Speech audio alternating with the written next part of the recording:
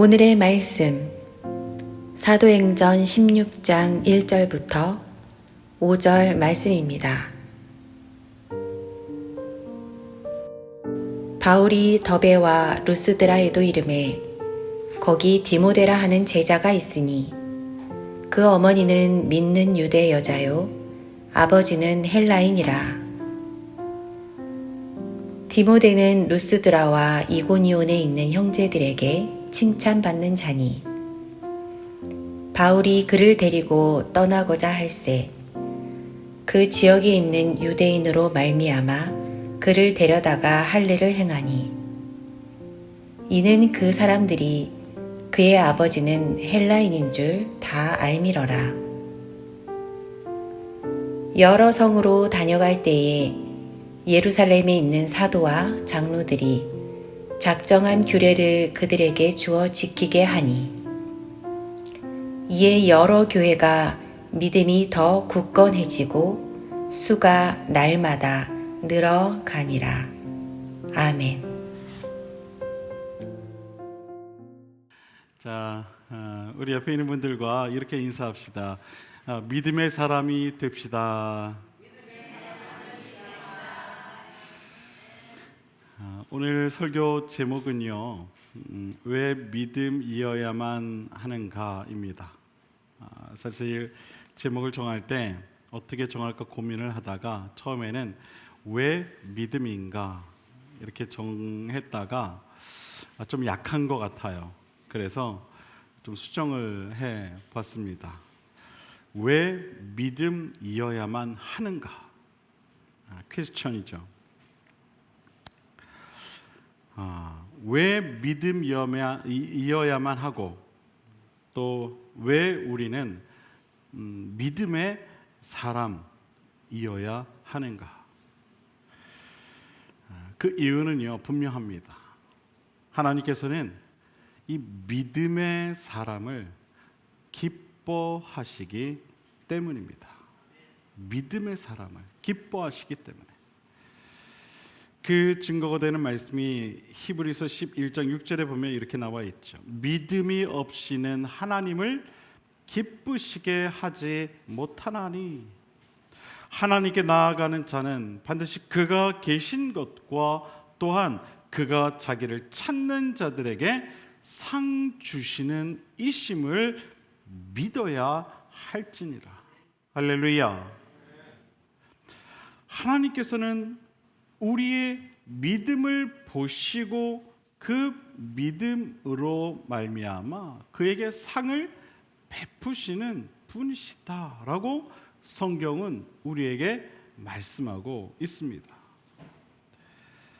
그러므로 믿음이 굳건할수록 우리는 하나님께로부터 많은 복을 받게 되는 것입니다. 하나님은 우리에게 상을 주시기 위해 항상 우리의 이 믿음을 보시는 분이시다라는 사실을 우리는 기억해야 할 것입니다. 환경과 상관없이 흔들리지 않고 하나님을 신실한 믿음으로 바라보는가를 항상 지켜보고 계신다는 것입니다.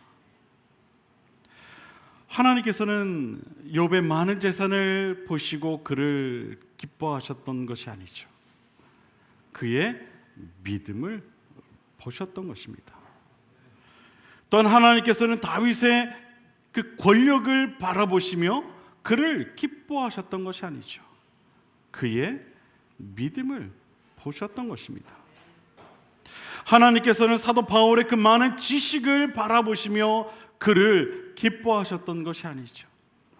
그의 믿음을 보셨던 것입니다. 욥과 다윗과 사도 바울의 조건을 보지 않으시고 그들의 믿음만을 보셨듯이 하나님께서는 오늘날 우리를 바라보실 때에 우리의 조건을 바라보지 않으시고 우리의 믿음을 바라보신다는 사실을 우리는 분명히 깨달아야 할 줄로 믿습니다. 믿음에 대한 많은 정의들이 있죠. 마틴 루터는 믿음이란 과감히 하나님의 은혜를 받는 것이며 이를 위해 목숨이 수천 개라도 주저없이 거는 것이다 라고 이야기를 했습니다. 한경진 목사님께서는 이런 말씀을 하셨죠. 올바른 소망과 믿음 없이는 현재의 삶을 올바르게 살 수 없다. 그러니까 올바른 길을 살기 위해서는 올바른 믿음, 올바른 소망을 가져야 한다는 거예요. 그것이 얼마나 중요한 것인가 우리에게 설명하고 있는 것이죠. 믿음은요, 하나님께서 우리를 평가하시는 기준입니다. 우리를 평가하시는 기준이에요. 다른 조건을 가지고 우리를 평가하시는 것이 아니라 오직 믿음만을 바라보시며 우리를 평가하신다는 거예요. 저와 여러분을 바라보실 때 다른 것을 보시지 않는다는 겁니다. 단 하나, 우리의 믿음만을, 우리 믿음만을 바라보신다는 것이죠. 왜 믿음이어야만 하는가? 왜 믿음이어야만 하는가? 그 이유가 바로 여기에 있는 것입니다.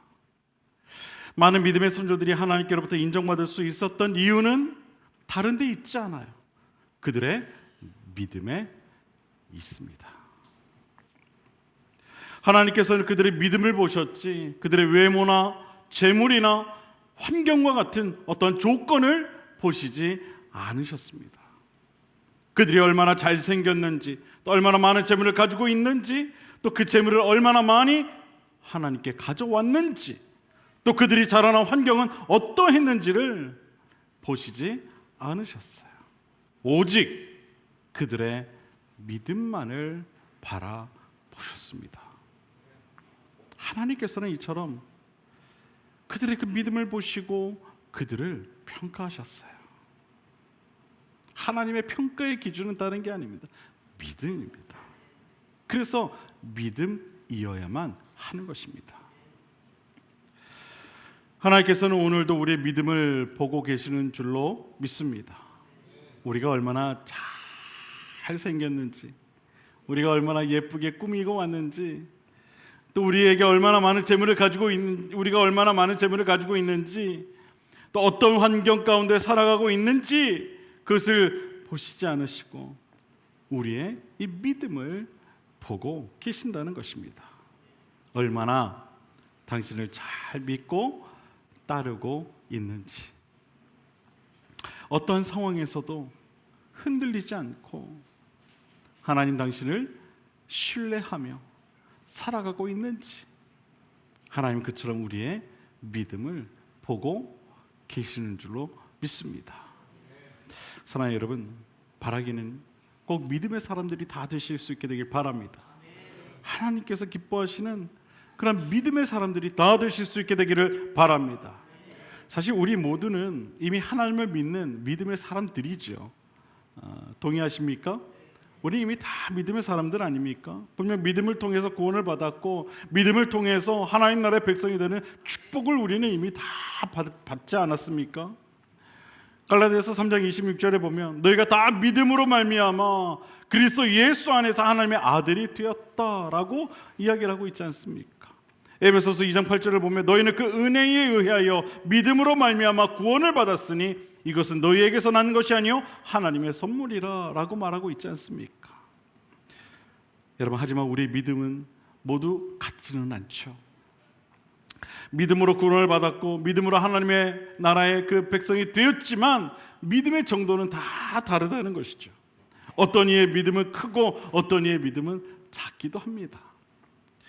실제로 사도행전에 나오는 초대교회의 모습을 보면 이처럼 믿음의 모양들이 다 각기 달랐죠.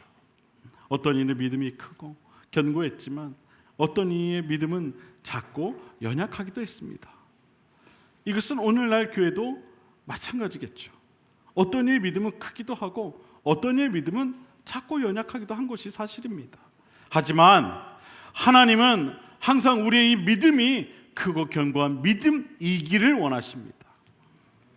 작은 믿음으로 머무르는 것이 아니라 날마다 성장하는 크고 견고하고 그런 굳건한 믿음이 되기를 바라신다는 것입니다.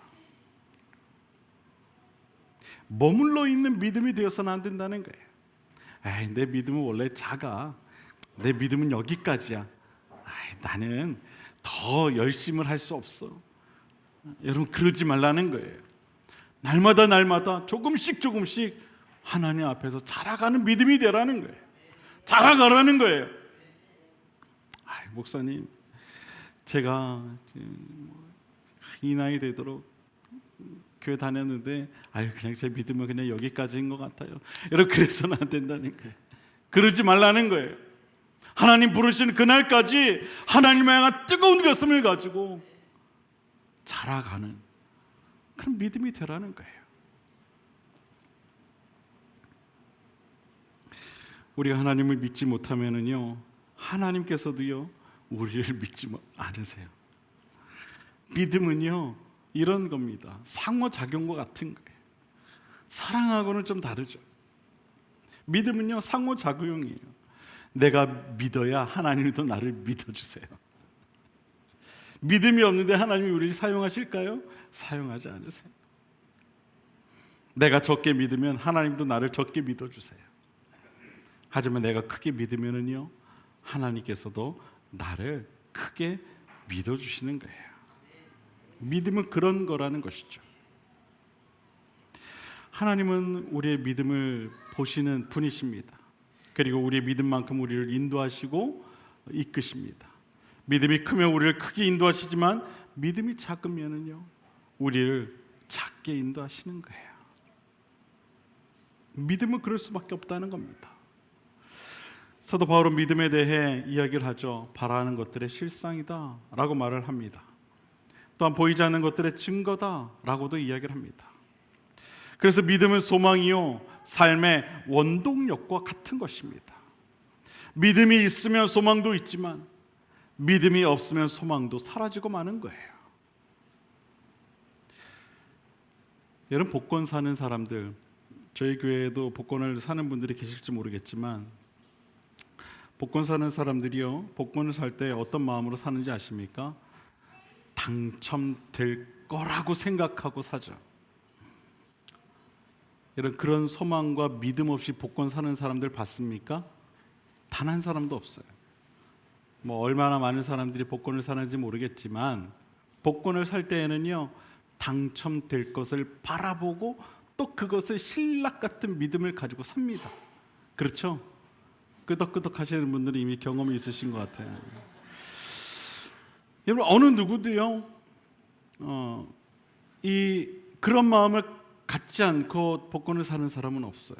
비록 당첨될 확률은 정말 말도 안 되게 적겠지만 그래도 그런 소망과 믿음을 가지고 산다는 거죠.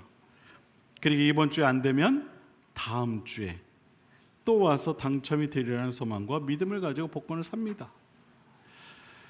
복권을 사는 사람들 손에 있는 것은요 몇천 원 하는 그런 복권이 아니라 그거는요 당첨이 될 복권이 들려져 있는 거예요. 그 복권 한 장은 몇천 원짜리가 아니에요. 그들에게는 발표가 되기 전까지는 그거는요 그들의 꿈과 희망, 자신의 인생을 단번에 바꿀 수 있는 뭐가 있는 거예요? 예? 믿음이 거기 있는 거예요. 야, 이것만 되면 내 인생 확 바뀔 수 있어. 그런 믿음이 있는 거예요, 여러분.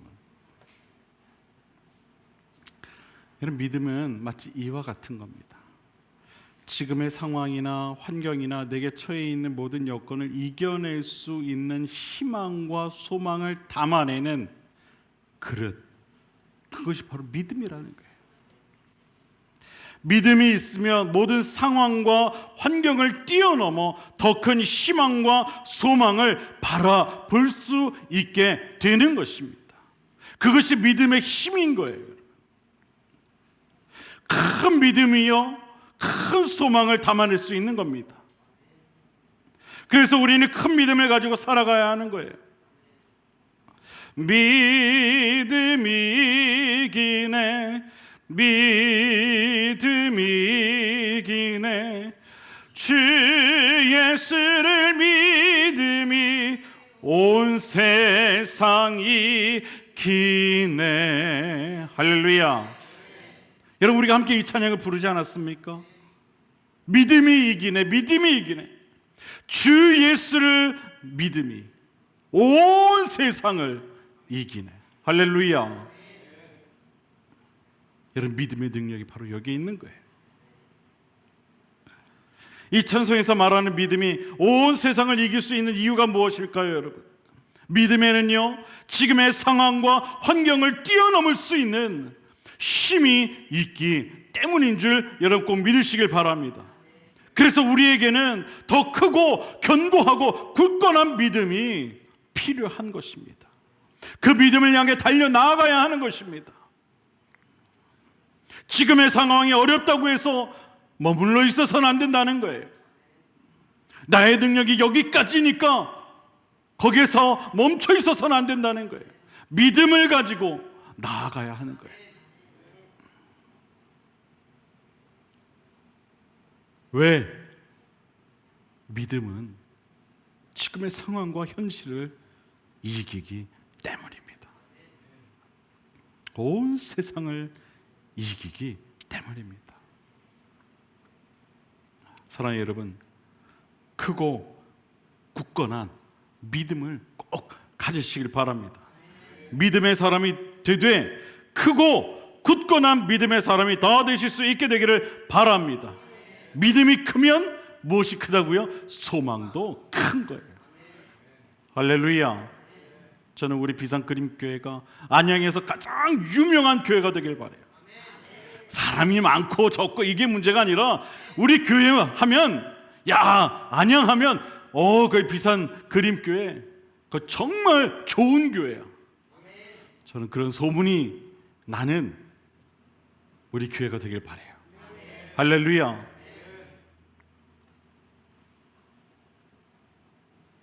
오늘 본문을 보면 한 가지 분명한 사실을 우리가 깨닫게 됩니다.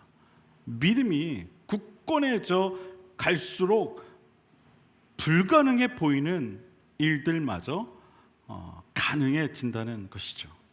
믿음이 굳건해져 갈수록.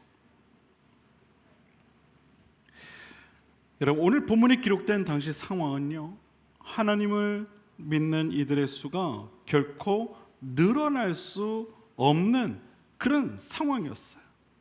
무슨 얘기냐면, 여러분, 초대교회 성도들이요, 예루살렘에서 흩어지게 된 이유가 무엇입니까?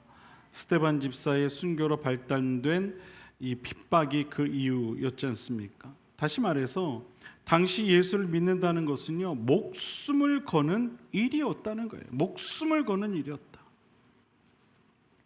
쉽게 믿을 수 없는 그런 상황이었다는 거예요.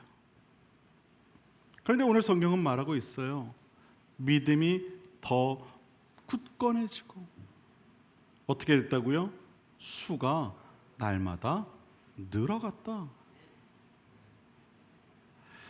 무엇이 이들로 하여금 믿음을 굳건하게 했으며 또 어떤 이유로 그 수가 늘어났던 걸까요? 핍박이 더 커지고 많아지면 반작용으로 믿음은 더 작아지고 연약해져야 정상일 텐데 오히려 믿음이 더 굳건해진 이유가 무엇일까요? 이스라엘 민족이 출애굽해서 하나님께서 약속하신 적과 꿀이 흐르는 가나안 땅을 향해 나왔을 때 일입니다. 모세가 가나안 땅에 들어가기에 앞서 그곳이 어떤 곳인가를 확인하기 위해 12명의 정탐꾼을 보내죠. 그곳에 40일에 걸쳐 다녀온 12명의 정탐꾼들은 각기 다른 보고를 하게 됩니다. 여호수아와 갈렙을 제외한 10명의 정탐꾼들이 말하죠. 그와 함께 올라갔던 사람들은 이르되 우리는 능히 올라가서 그 백성을 치지 못하리라.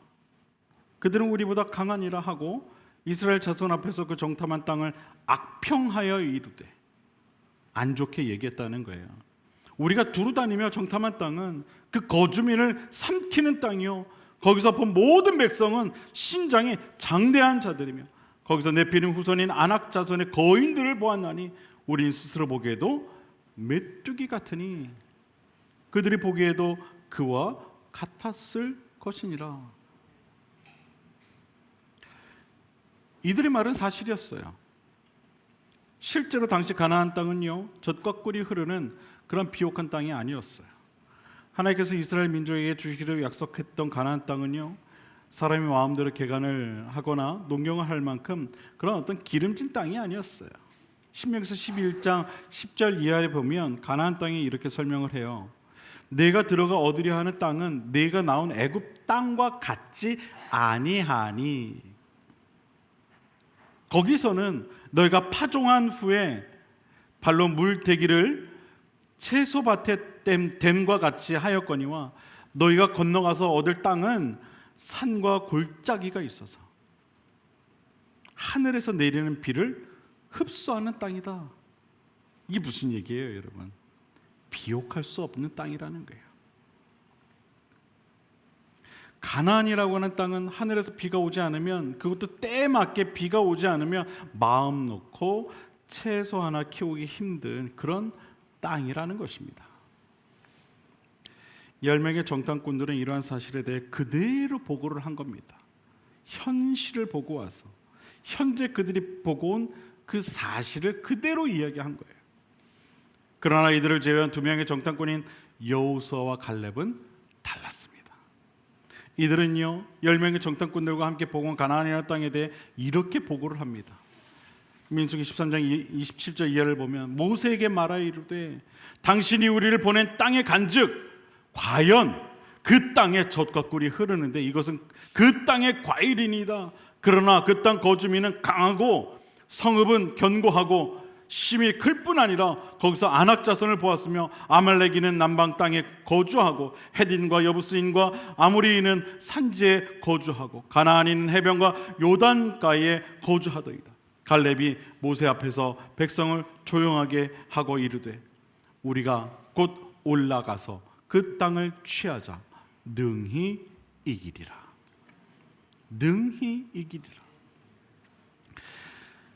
과연 이들이 보고 온 가나안 땅과 이 10명의 정탐꾼들이 보고 온 가나안 땅이 왜 이토록 달랐을까? 여호수아와 갈렙이 보고 온 가나안 땅은 왜 하나님이 말씀하셨던 젖과 꿀이 흐르는 땅으로 보였던 것일까? 그것은요, 바로 하나님의 그 약속의 말씀에 대한 믿음이, 그 말씀, 그 약속의 말씀에 대한 확신이 그들에게 있었기 때문인 줄로 믿습니다. 바라보는 시선이 달랐던 거예요. 그 10명의 정탐꾼은 지금 현재를 보고 왔다면 여호수아와 갈렙은 그 앞을 보고 온 거예요. 하나님이 축복하실 것을 바라보았던 것이죠.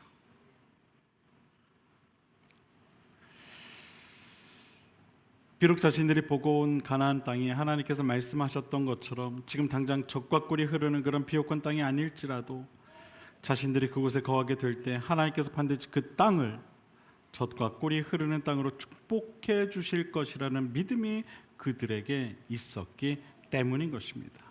그러한 믿음의 눈으로 하나님께서 보여주신 가나안 땅을 보고 여호수아와 갈렙에게는 가나안이라고 하는 것이 분명 젖과 꿀이 흐르는 땅이었을 것입니다. 여러분, 세상 사람들은 복권 하나를 사면서도 당첨되리라는 소망과 믿음을 갖지 않습니까?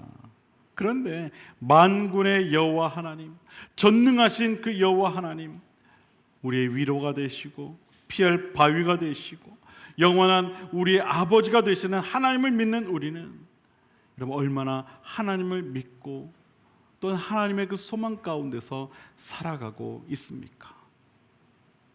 우리의 믿음은 과연 저 복권을 사는 사람들보다 더 나은 믿음입니까? 전능하신 하나님을 믿는다고 하면서 우리는 저 사람들보다 앞에 놓인 현실을 마주하며 더 고통스러워하고 힘들어하고 아무런 소망도 없이 그렇게 생활하고 있지는 않습니까? 많은 신앙인들이 이처럼 신앙생활을 하면서도 행복해하지 않을 때가 있는 것을 보게 돼요. 왜 그럴까요? 믿음이 없기 때문에 그래요. 그래서 믿음이어야만 하는 겁니다. 그래서 하나님 아버지에 대한 믿음이 없기 때문에 소망도 없고 삶이 행복하지 않은 거예요. 여러분, 믿음이 무엇이라고 그랬어요? 믿음은 바라는 것들의 실상이라고 했어요. 보이지 않는 것들의 증거라고 했어요. 여호수아와 갈렙은 바라는 것들의 실상을 보았어요. 그들은 현재 보이지 않는 것들의 증거를 믿음의 눈으로 보고 자신들 가슴에 담아왔던 거예요. 그 청사진을 가슴에 담아왔던 거예요. 그렇기 때문에 그들은 척박한 가나안 땅을 바라보면서도 젖과 꿀이 흐르는 땅으로 볼 수 있었던 것입니다. 사랑하는 여러분, 믿음을 가지시길 바랍니다. 지금의 현실과 마주한 상황에 무너지는 그러한 믿음이 아니라 하나님께서 보여주시는 소망과 약속을 바라보는 그러한 굳건한 믿음을 꼭 가지시길 바랍니다. 믿음이 모든 것을 이기게 할 것입니다. 마가복음 9장 23절을 보면 예수께서 이르시되 할 수 있거든이 무슨 말이냐? 믿는 자에게는 능히 하지 못할 일이 없느니라 하셨다라고 기록되어 있습니다. 믿는 자에게는 능히 하지 못할 일이 없음을 꼭 기억하는 우리 비상금교회 모든 성도님들이 다 되실 수 있게 되기를 바랍니다. 우리는 과연 나는 전능하신 하나님을 신뢰하는가? 라는 대답에 예스라고 대답할 수 있어야 합니다. 우리는 흔히 하나님을 믿는다고 하면서 정작 하나님을 그렇게 신뢰하지 못할 때가 있어요. 입은 그렇게 고백하면서 정작 내 삶은 하나님을 신뢰하지 못하며 살아갈 때가 있다는 것이죠. 그러나 우리는 반드시 하나님에 대한 지적인 동의를 넘어서 하나님을 마음속 깊이 신뢰하고 또한 하나님께 우리의 삶을 온전히 맡길 수 있는 그러한 결단이 따라야 하는 줄로 믿습니다. 그것이 하나님을 믿는 거예요. 이것이 바로 성숙한 성도의 믿음인 거예요. 여러 성으로 다녀갈 때에 예루살렘에 있는 사도와 장로들이 작정한 규례를 그들에게 주어 지키게 하니 이에 여러 교회가 믿음이 더 굳건해지고 수가 날마다 늘어가니라. 사랑하는 여러분, 초대교회 성도들의 믿음이 더 굳건해지고 수가 날마다 늘어났다는 이 말씀이 오늘 우리 모두의 말씀이 되기를 바랍니다. 사랑하는 여러분, 하나님을 신뢰하십시오. 하나님을 믿으십시오. 믿으면 믿음이 자라고 더 나아가 하나님께서 그 교회를 축복하십니다.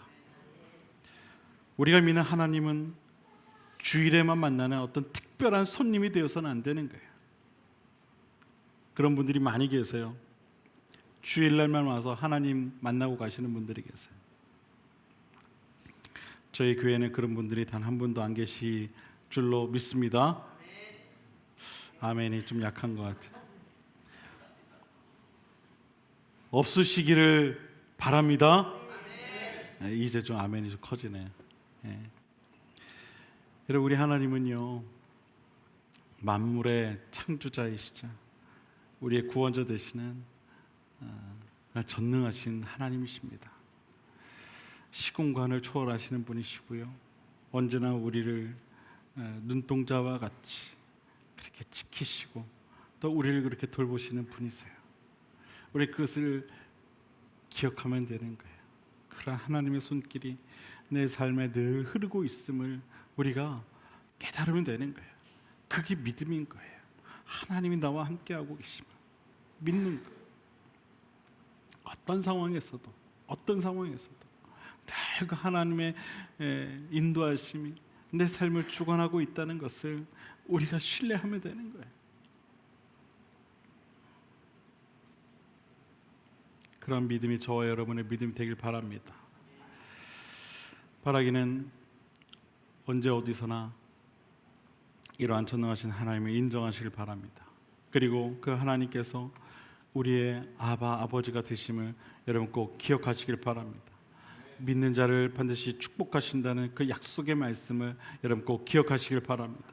믿음은 하나님 아버지의 마음을 움직이는 가장 큰 힘이라는 사실을 여러분 꼭 믿으시길 바랍니다.